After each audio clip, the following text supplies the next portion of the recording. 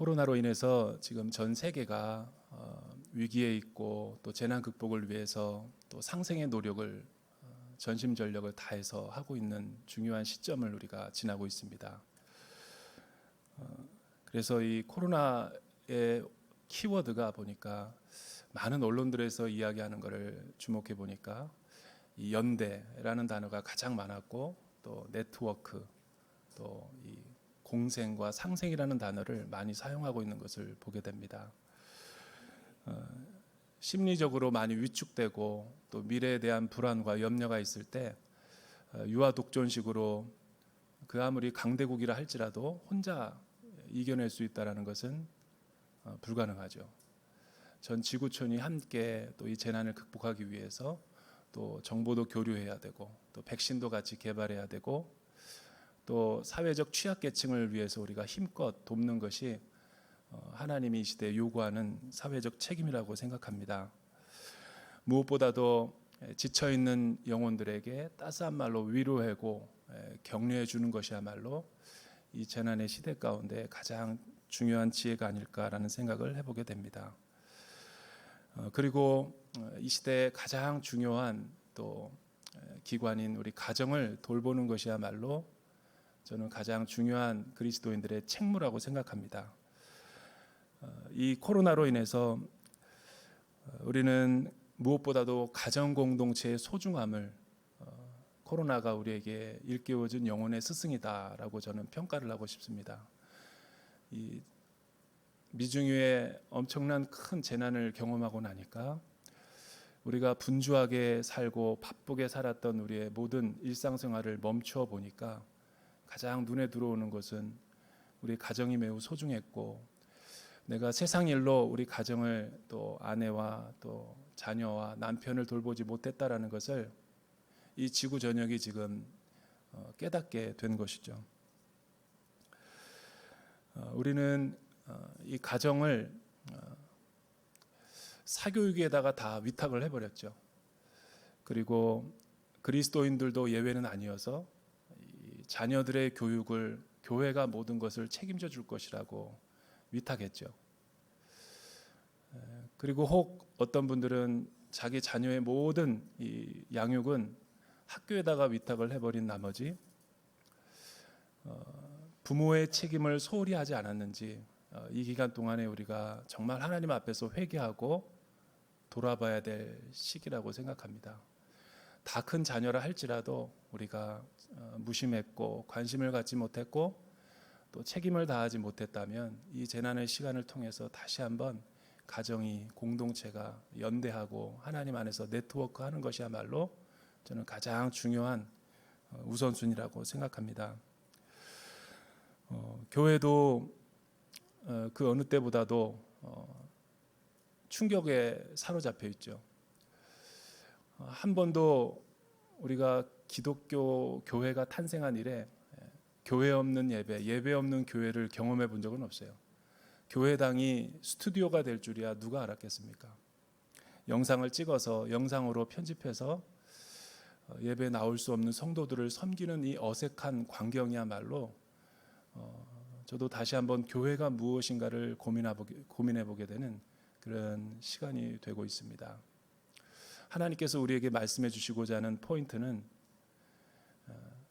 하나님이 창조하신 직접 손으로 창조하신 기관 두 개가 있는데 그 어떤 사회제도라든가 조직과 기관들은 사람들이 창조하고 사람들이 빌드업을 시키지만 하나님께서 직접 손으로 만드시고 창조한 기관이 유일하게 성경에는 두 기관이 나오는데 하나는 교회이고 하나는 가정이라는 제도죠.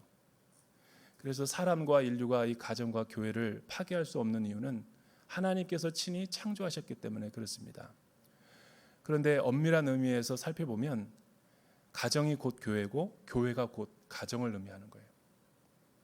그래서 구약에 집이라는 단어가 되게 독특한 단어인데 바이트라는 히브리어를 쓰는데 이 히브리어는 구약의 레위기에서 가장 많이 사용되어지는 단어입니다.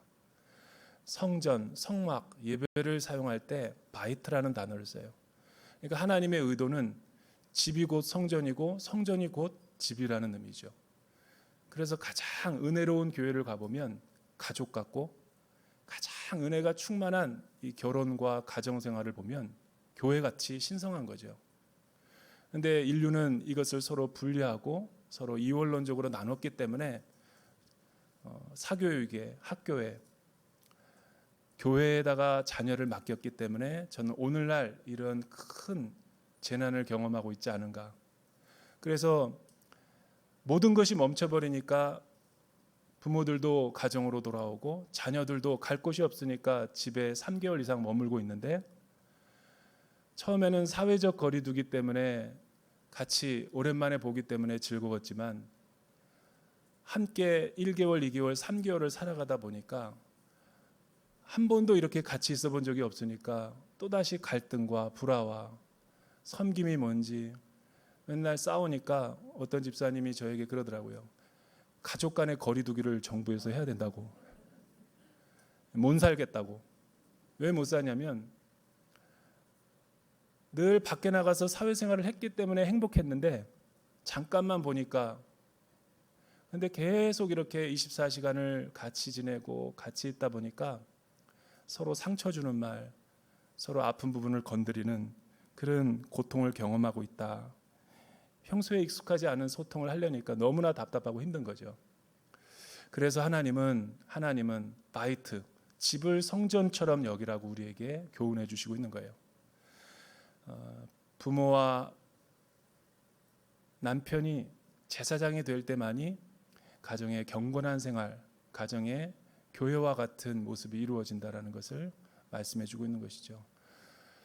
세계적인 화가였던 그 에드워드 하퍼라는 사람이 1939년에 그 당시 가정이 파괴되어져 가고 있는 모습을 그린 그림이 있죠. 에드워드 후퍼가 그린 이 그림을 잠깐 한번 감상해 보시죠. 이 그림의 제목은 케이프 카드 이브닝이라는 거예요. 어느 한 지역에서 직장을 다 마무리하고 집에 돌아와서 저녁 무렵쯤에 한 일상의 단면을 화폭에다가 담은 건데, 반려견조차도 다른 시선을 두고 있고 아버지와 엄마, 자녀는 집에 있지 않고 다른 곳에 있는 이 가정의 황폐화된 모습을 화폭에다가 그림에 담았죠. 에드워드 후퍼는 모든 그림마다 이 시선을 주목해야 돼요. 그의 그림은 모든 그림이 다 시선을 다른 데 보고 있어요. 가정이 하나 되지 못하고 파괴되고. 하지만 하나님은 가정을 창조하셨을 때 가정을 이 세상 가운데 제정해 두신 특별한 목적과 의도가 있죠. 하나님께서 우리에게 맡기신 그 거룩한 사명 때문에 그런 거예요. 그런데 원죄가 들어오고 나서 하나님으로부터 멀어지기 시작하면서 우리 이 세상의 가정은 가시덤불과 엉겅퀴와 심각한 갈등을 경험하게 되죠. 소통의 부재뿐만 아니라 인간이 타락하고 나면서부터 제일 먼저 무너졌던 것이 가정의 재단이에요. 이거는 비그리스도인뿐만 아니라 그리스도인의 가정도 예외가 아니에요. 예수님을 믿고 나서 하나님과의 관계성이 회복이 되고 우리가 천국에 대한 구원의 확신을 갖고 살아가지만, 여기서 우리 그리스도인들이 착각하는 것이 있어요. 우리가 구원을 얻게 되면 가정은 저절로 행복해지고 천국처럼 성전처럼 변할 것이라고 착각하지만, 그것은 마치 이런 이치와 같아요. 운전면허를 땄다고 해서 내가 운전을 잘할 것이라는 환상. 혼인신고를 내가 했다고, 결혼식을 올렸다고 내 나머지 인생이 행복할 것이라고 착각하는 미신. 어떻게 보면은 하나님께서 창조하신 이 가정의 제도는 너무나 예민하고 다루기가 쉽지 않아서 귀한 생명체이기 때문에 정원사와 같다라는 표현이 적절할 것 같아요. 여러분, 하나님이 우리에게 선물로 주신 아름다운 정원이 있다 할지라도 그 정원을 매일 내가 가드너가 돼서 다듬고 제초 처리하지 않고 또 날마다 관리하지 않으면 망가지는 것처럼, 우리의 가정이라는 귀한 제도도 날마다 사랑의 연료, 사랑의 땔감이라는 것을 우리가 공급하지 않고 사랑의 언어, 사랑의 말로 섬기지 않으면 아무리 예수님을 잘 믿고 신앙생활을 열심히 한다 할지라도 그런 가정일수록 이상적인 가정에서 더 멀어지는 거죠. 그래서 이런 가정 많이 봤을 거예요. 부모님들은 신앙이 열심인데 가정과 자녀들은 황폐화된 모습. 목사님이 목회는 세계적으로 탁월하게 잘 감당하셨는데 노년에 가정에서 설 곳이 없는 그런 모습들을 우리는 많이 목도하고 있어요. 사업에서는 놀랄 만큼 이 돈을 벌었는데 나중에 집에 돌아와 보니까 아무도 자기를 반겨주는 사람이 없는, 사회에서는 두각을 나타내서 은퇴를 하고 나서 집에 들어오니까 설 자리가 없는, 이것은 우연이 아니죠. 그동안 아내와 자녀들을 희생하고 가정을 희생하고 자기가 사회적인 성공을 이루었기 때문에 곤고해지고 외로워지는 거예요. 그러나 하나님이 바라시는 것은 가정이 곧 교회요, 교회가 곧 가정이 되게 하시는 구원의 로드맵을 가지고 있었던 거예요. 오늘 창세기 27장에 보면 하나님은 하나님의 구원과 구속사를 써나가시고 또 언약을 성취함에 있어 족장들을 사용하셨어요. 아브라함과 이삭과 야곱, 또 요셉을 통해서 구원의 파노라마를 써가셨죠. 그런데 이 특별히 아주 귀하게 얻은 아브라함의 후사, 약속의 자녀인 이삭의 가정을 보면 창세기 27장 우리가 읽은 본문을 보면 얼마나 믿음으로 출발한 가정이라 할지라도 가정에서 최선을 다하지 않고 사랑하지 않고 하나님의 말씀의 언약대로 신실하지 못했을 때 가정이 파괴가 되고 위기가 찾아오고 갈등이 오게 되는지를 우리는 단면을 살펴보게 될 거예요. 어떤 갈등이 존재했는가? 또 만약에 우리가 물된 동산과 같은 하나님이 원래 창조한 의도한 가정의 모습을 회복하기 위해서는 어떤 자세가 필요한가? 4가지가 필요한데 저는 거꾸로 해석해 보기를 원합니다. 무엇을 하지 않으면 이 천국 같은 가정을 이룰 수 있는지. 첫 번째는 26장 34절에서 35절이에요. 제가 한번 읽어드릴게요.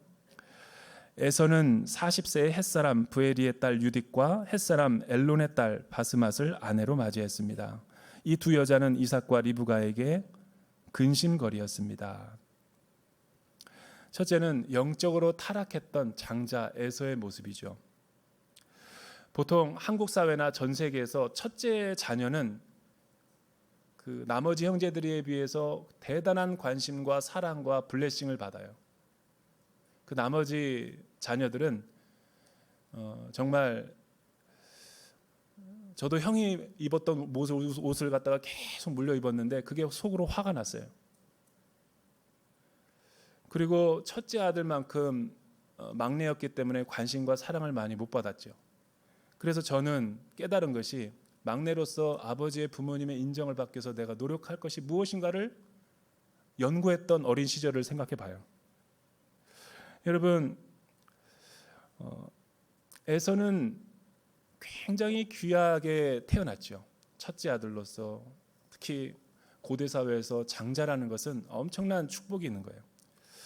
그리고 그는 유복한 가정에서 태어났어요.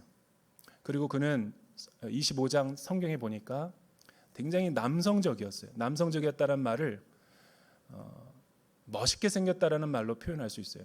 그래서 많은 여성들이 따라다닐 만한, 흠모할 만한 외모를 갖고 태어났다라는 거예요.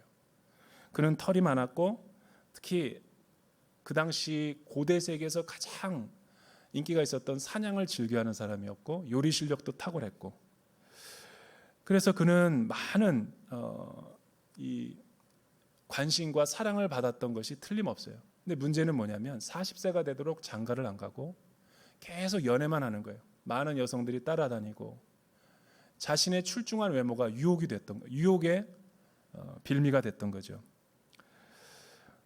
그러니까 마침내 그가 40세에 선택한 여자들을 보니까 다 이방 여인이었던 거예요. 신앙도 없고 믿음도 없고 세속적이고 쇼핑 좋아하고 경제적이지 못하고, 그런데 그는 한 여인도 아니라 중혼을 하죠. 2 여인을 선택해서 일부다처를 선택해 버리니까 경건한 가족이었던 이삭과 리브가는 큰 충격을 받게 돼요.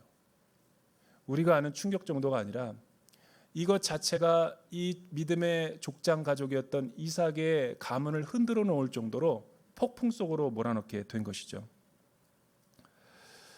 여기서 우리는 중요한 교훈 하나를 얻게 돼요. 그의 부모가 이삭과 리브가가 아무리 하나님을 잘 믿고 신실하고 믿음이 출중하다 할지라도 자녀 양육을 못하면 다 헛것이라는 거예요. 자녀 양육이 얼마나 중요한가를 우리는 이 대목에서 살펴볼 수가 있는 것이죠. 여러분, 부모가 포도를 먹었다는데 아들이 어떻게 시다하리요? 라는 구약의 격언이 있어요. 부모가 아무리 믿음이 좋다 할지라도 자녀의 믿음이 저절로 계승되고 유산이 넘어가는 것이 아니에요. 이방 여인이라 아니라 할지라도 일반적인 사회에서 며느리 한 사람이 들어와도 집안 문화가 분위기가 달릴 텐데 하나님을 모르는 이방 여인 둘이 들어와서 얼마나 경건한 가정을 무너뜨렸는지 날마다 이삭과 리브가는 밤마다 전쟁을 치러야 됐어요. 그 단서를 우리가 어떻게 알 수 있냐면 1절서부터 4절을 보면 알 수 있는 거죠. 1절서부터 4절 우리 같이 한번 읽어볼까요? 27장 시작. 이삭이 늙어 눈이 침침해져서 잘 보이지 않게 됐을 때 그가 맏아들 에서를 불러 말했습니다. 내 아들아. 에서가 대답했습니다. 제가 여기 있습니다. 이삭이 말했습니다. 이제 내가 늙어서 언제 죽을지 모른다. 그러니 너는 내 무기인 화살통과 활을 갖고 들로 나가서 나를 위해 사냥을 하도록 하여라. 그리고 내가 좋아하는 맛있는 음식을 만들어 가져오너라. 내가 먹고 죽기 전에 너를 축복하고 싶구나. 90세 이상의 나이가 든 이삭이 이런 말을 하죠. 늙어 눈이 침침해져 잘 보이게 되지 않았을 때. 사람이 나이 들면서 노화가 이루어지면서 잊지 말아야 될 한 가지 진실이 있죠. 어른이 돼야지 노인이 되면 안 돼요. 그 차이가 뭐냐고 나한테 물어보면 답을 안 해줄 거예요. 요즘 젊은이들이 기성세대를 향해서 호칭하는 말이죠.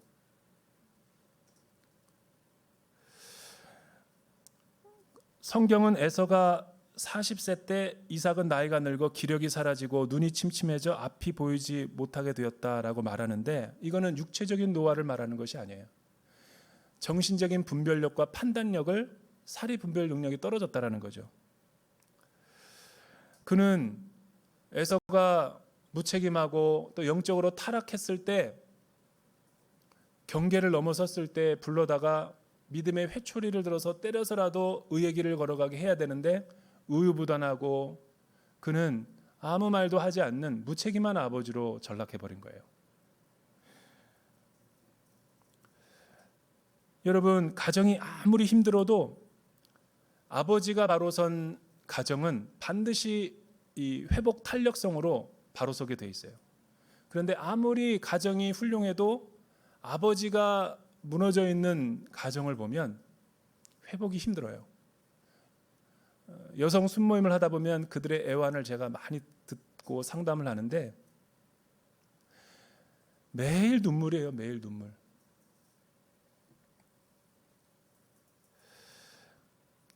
남편이란 무엇입니까? 아버지란 어떤 존재입니까? 아버지는 돈 벌어오는 사람이 아니죠. 아버지는 호통치고 또 아버지는 그렇게 근엄하고 무서운 사람이 아니에요. 하나님이 원래 의도하셨던 가정의 아버지의 자아상은 아내에게는 영혼의 친구요, 자녀들에게는 영혼의 큰 바위 얼굴이 될 수 있도록 하나님이 믿음의 제사장과 본을 삼아 주신 거죠. 이삭은 가정과 자녀들이 부인이 잘못될 때 올바로 책망해야 될 때 영적으로 훈계하지 못하고 그냥 내어버려서 에서가 첫째 아들이 믿음의 길을 멀리 가고 하나님을 등졌던 것을 볼 수가 있어요. 그리고 그는 리브가와 이방 여인으로 인해서 엄청나게 부부싸움을 하는데도 그는 지금 말하고 있는 게 무엇이냐면 사랑하는 내 아들아. 이 27장을 읽다 보면 문법적으로 소유격이 많이 나와요. 이삭은 나의 아들이라고 호칭하는 게 첫째 아들이고 리브가는 나의 아들아라고 말하는 것이 에서가 아니라 야곱이었죠. 그러니까 가정이 편애함으로 인해서 완전히 갈기갈기 찢어지게 된 거예요. 이삭이 에서가 잘못됐다라는 것을 몰랐을까? 충분히 잘 알았죠. 잘 알았음에도 불구하고 리브가는 하나님의 선택과 언약의 축복이 야곱에게 차자에게로 넘어갔다는 걸 알았음에도 불구하고 빨리 그것을 끊어버리라고 하는데도 이삭은 분별력이 흐려졌기 때문에 그는 어떤 선택을 하는가? 인생 노년에 그래도 장자인데 라고 장자의 육적인 혈통적인 축복을 하기로 했기 때문에 가정에 분란이 일어나게 되는 거죠. 자녀 교육이 얼마나 중요한 거예요. 이번에 우리가 가스펠 프로젝트를 통해서 6, 7, 8, 3개월 동안에 저는 가정이 하나가 되고 무너진 재단이 회복될 수 있기를 주님의 이름으로 축복합니다. 제가 사역을 할 때 어떤 성도님이 하염없이 저를 보자 그러더니 만났더니 얘기는 안 하고 하염없는 눈물을 계속 흐르는 거예요. 말을 못할 정도로. 한참을 울더니 어렵게 꺼낸 이야기가 뭐냐면 자신의 슬픈 가족사를 어렵게 꺼낸 거예요. 자기의 시아버지가 요즘에 너무 치매고 지금 길거리에서 길도 못 찾고 어렵고 가정들에게 다 자녀들에게 버림받아 가지고 지금 이러고 있는데 자기도 자기 자녀들 키우기 힘들어 죽겠는데 아버지가 자기에게 또 하나의 자녀처럼 보니까 너무너무 힘들다고 속상하다고 믿음이 좋은 집사님이셨죠. 그렇게 힘든 거예요. 근데 자초지종을 들어보니까 더 충격적이에요. 시아버지는 자기 남편은 막내인데 그 형제가 많아가지고 형제들이 다 잘 됐대요. 왜냐하면 아버지가 사업해서 돈을 크게 벌었는데 자녀들을 훌륭하게 키운 거죠. 믿음과 세상적으로도 아주 유명한 대학 나오고 그리고 뭐 소위 말하는 유명한 재계에 많은 사람들 훌륭하게 키웠죠. 그런데 며느리가 중요한 거예요. 첫째 며느리가 어느 날 시아버지에게 그러더래요. 아버지 나이가 이제 90이 넘었으니 아직 유산 정리를 안 하면 안 되니까 첫째 아들을 신뢰하고 유산을 빨리 정리해 주셔야지 자녀들이 분란이 없습니다. 아버지가 유산을 정리해 주면 저희가 잘 분배해서 가족도 화목하고 나머지 아버지 인생은 잘 저희가 책임지도록 하겠습니다. 그래서 아버지는 그 달콤한 유혹에 넘어가서 그 엄청난 재산을 다 장자에게 넘겼다라는 거죠. 그런데 갑자기 유산 정리가 끝나고 나보니까 돌변해가지고 아버지를 집에서 내쫓고 형제들에게도 유산을 물려주지 않아서 법정 소송까지 갔고 게다가 아버지를 아무도 받으려 하지 않고 아버지가 끼니를 못 먹는다라는 비정한 이야기를 들은 거예요. 믿는 사람으로서 차마 그거를 보고만 있을 수 없기 때문에 그 충격으로 치매가 오셔가지고 길거리를 방황한다라는 거예요. 너무너무 충격과 함께 그래서 아버지에게 이런 부탁을 했대요. 다시 법정 소송을 걸어서 유산을 취하하게 달라고. 그래서 법적으로 갔더니 실효가 없더래요. 그래서 날마다 막내 동생이 그 막내 며느리와 함께 그 아버지를 할 수 없이 거느리고 있는데 맨날 밥도 못 먹고 숨몸하다 보면 밥 달라고 그러고 가야 되고 너무 힘들다라는 거예요. 게다가 아버지가 치매 증상까지 있어서 무일푼인 그 아버지의 비참한 인생을 보니까 인생이란 뭔가를 다시 한번 생각해 본다라는 거죠. 이때 리브가는 어떤 반응을 했습니까? 여러분 5절서부터 10절에 보면 영적인 권위를 세워주지 못한 아내 리브가의 모습이 나타나요. 하나님이 가정 안에 세워주신 아내의 모습은 이상적인 모습은 무엇입니까? 그것은 에제르, 조력자, 남편을 도와주고 세워주고 가정을 이렇게 온전히 하게 하는 그 현숙한 여인.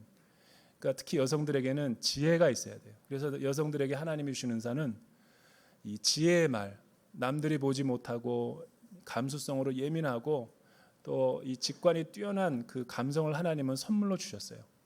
21세기가 왜 그렇게 여성이 주도 사회로 갑니까? 왜냐하면 21세기의 산업의 모든 생태계가 남성보다는 여성이 더 두각을 나타내는 구조기 때문에 그런 거예요. 그러니까 지혜가 여성들에게 더 임한 거예요. 그런데 아무리 여성이 가사일과 육아로 힘들다 할지라도 남편도 사실은 세상에서 돈 번다는 것이 쉬운 일이 아니죠. 치열한 경쟁 속에서 남자는 치일 수밖에 없고 피로해지고 지치는 거예요. 어깨가 축 늘어진 남편들을 보면 아내가 지혜의 말로 서로 위로해주고 격려해주고, 당신이 회사에서 그만두면 내가 먹여 살리면 되지. 아내가 일을 안 한다 할지라도 그 말 한마디가 남편의 길을 살리는 거예요. 그런데 맨날 동창회나 다른 친구들 집에 가가지고 아파트가 더 이렇게 또 다른 집 샀더라, 또 외제차를 샀더라, 남의 자녀들은 뭐 어느 대학에 갔더라, 이런 얘기를 듣고 집에 와가지고 남편에게 그동안 나한테 해준 게 뭐가 있냐, 이렇게 나오면 남편은 차를 타고 주문진으로 가는 거예요. 동해 주문진으로 가서 동굴 속으로 들어가는 거예요. 연락 두절하고. 남자는 힘들면 동굴로 들어가 버려요. 대화도 안 하고. 여성들은 싸우고 나면 풀어야지 잠을 오는데, 남성의 특징은 가만히 내버려두면 돌아와요. 그게 남성의 특징인 거예요. 그런데 남성이 언제 힘과 용기를 얻냐면 하나님이 주신 그 지혜. 너 괜찮어. 주눅들지 마. 너는 하나님이 지켜줄 거야. 이 자녀에게 한마디 하면 자녀가 더 못할 것 같죠? 그렇지 않아요. 자녀는 그 말 한마디가 가슴에 새겨져서 더 열심히 하는 거예요. 리브가의 태도는 어때요? 남편의 약점과 허물을 덮어주기는커녕 남편이 했던 말에다가 자기가 하나 더 더해가지고 내가 너를 축복하리라 에서에게 이렇게 말했는데, 여호와 앞에서 네 형을 축복한다더라 야곱에게 말한 뒤에 내가 너에게 말할 테니까 내 아들아, 이때는 아들이 에서가 아니라 야곱이에요. 가서 염소 2마리 새끼를 가져오면 내가 아버지가 좋아하는 별미를 만들어서 바칠 테니까 너는 그 가죽옷을 입고 아버지를 속여서 영적인 축복권을 따내야 된다라고 훈계한 거죠. 여러분, 리브가는 하나님을 모르는 사람이 아니라 하나님을 경외하는 사람이었죠. 그런데 하나님도 속이고 남편도 속이고 자기의 자녀들까지 속여서 이를, 하나님의 언약을 성취하기는커녕 어그러지게 만드는 모습을 보게 되는 거예요. 여러분, 왜 이렇게 리브가가 둘째 아들 야곱에게 집착합니까? 자세히 보면 창세기 25장의 언약에 보면 복중에 이미 가대로 내버려 둔다 하더라도 에서에게 축복은 안 가요. 왜냐하면 큰 자가 작은 자를 섬겨야겠다고 하나님이 언약을 말씀하셨기 때문에 가만히 내버려둬도 야곱에게 넘어올 텐데, 그 조급함과 조바심과 불안함 때문에 하나님보다 더 가서 이 자기가 좋아하는 야곱을 더 편애하게 되는 거죠. 편애가 얼마나 가정을 위기로 몰아넣는가 단적으로 보여주는 거예요. 그런데 야곱이 어머니에게 이야기했죠. 어머니, 그러다가 내가 아버지에게 저주를 받으면 어떡합니까? 그 영적인 권위자에게 저주를 받을까 봐 야곱이 두려워하는데도 아내는 내가 저주를 다 받을 테니까 너는 내 말만 들어 라고 야곱에게 종용을 하죠. 야곱은 되게 여성적이고 내성적이고 잘 이야기를 못하는 성격의 사람이었어요. 그런데 이 아이가 어떻게 나중에 괴물로 변해요? 야곱은 나중에 인생 말년에 자신의 인생을 그렇게 표현해요. 험악한 인생을 살아왔다라고 바로에게 말해요. 왜 험악한 인생을 살아왔어요? 이 리브가 어머니의 정신적인 지배를 받음으로 인해서 그는 선택장애 증후군이 있었어요. 우울증이 있었어요. 아버지가 그랬던 것처럼 자기도 그대로 아버지와 같은 성격으로 야곱의 가정이 바람잘 날이 없었어요. 그때마다 영적으로 경계선을 놓으라고 말해야 되는데 한 번도 가이드라인을 주지 못했어요. 12자녀들이 다 풍비박산이 나버렸어요. 요셉 하나만 사랑하는 거예요. 라헬에게서 얻은 그 요셉만 사랑하니까 또 편애하게 되는 거예요. 이런 원가족사를 통해서 하나님의 언약이 이루어지기는커녕 날마다 풍전등화 위기 속에서 가정이 한 번도 바람잘 날이 없었어요. 이렇게 사랑하고 집착을 하던 아버지의 사랑, 남편의 사랑이 충족되지 않으니까 둘째 아들을 통해서 남편 대신에 사랑을 느끼고 있었는데, 이 야곱이 사랑한 여인을 만나니까 부모를 기억하지 않고 떠나죠. 그때 리브가는 충격에 빠지는 거예요. 자신의 품을 떠나야 되는 야곱의 뒷모습을 보면서 인생의 허망함을 깨닫게 되는 거죠. 여러분이 천년만년 자녀들을 품에 끼고 살 수 있을 것 같죠? 여러분이 그렇게 미국 유학까지 보내고 잘 키웠던 그 자녀들이 여러분의 노후의 안전 보장이 될 것 같죠? 며느리 하나 들어오면 다 끝나버려요. 그래서 우리 한국 사회가 이렇게 어려워지는 거예요. 며느리들은 처음에만 그렇지, 결혼식 때만 얘야 오늘부터 너는 내 딸이다, 믿기 힘든 거짓말을 통해서 우리 한국에 있는 모든 며느리들이, 제가 간증을 들어보면 다 시어머니에 대한 트라우마로 충격을 받고 있는 거예요. 우리 당사자들은 몰라요. 그런데 더 놀라운 것은 이렇게 질그릇 같은 가정과 인생들과 우리의 실수와 연약함에도 불구하고 하나님은 우리를 포기하지 않으시고 이 연약한 족장 가족을 통해서 구원의 파노라마와 구원의 축복의 통로로 사용하고 있다는 게 더 신비죠. 하나님은 끝까지 이삭의 가정을 포기하지 않아요. 야곱의 가정을 포기하지 않죠. 이것이 바로 물된 동산을 이루고자 하는 우리의 마지막 보루인 거예요. 이사야서 58장 11절을 한번 보세요. 우리 같이 한번 자막을 통해서 읽어볼까요? 시작. 여호와가 너를 항상 인도하여 메마른 곳에서도 내 영혼을 만족하게 하며 내 뼈를 견고하게 하리니 너는 물된 동산 같겠고 물이 끊어지지 아니하는 샘 같을 것이다. 하나님이 항상 인도해 주는 가정, 그 영혼을 메마른 곳에서도 늘 흡족하게 채워주시는 그 공급하심, 뼈가 상할 때라도 견고하게 하셔서 늘 은혜가 끊이지 않는 이 가정을 누가 만드세요? 자녀가 아니에요. 부모가 아닙니다. 하나님이 지켜주는 거예요. 그래서 무너진 재단을 회복시킬 수 있는 방법은 이 코로나 기간에 다시 아버지가 생명의 삶을 들고 어머니가 성경책을 들고 가정이 재단을 쌓아야 돼요. 그리고 예배를 시작하시고 기도를 시작하시고, 그러면 하나님이 여러분들의 불모지와 같은 황무지를 할지라도 사막에 길을 내셔서 물된 동산으로 바꿔주시는 거예요. 이런 가정이 되기를 주님의 이름으로 축원합니다. 기도하겠습니다. 사랑하는 주님, 대전 온누리교회 가정을 보호하여 주시옵소서. 학교가 아니라, 교회가 아니라 가정에서 하나님의 예배가 회복되게 도와 주시옵소서. 또 하나의 가정인 교회를 기억하여 주시고, 한국교회가 많이 지금 어려운 이때 또 하나의 가족인 우리 순모임과 다락방을 통해서 하나님의 참된 예배가 회복되게 도와 주시옵소서. 이 모든 말씀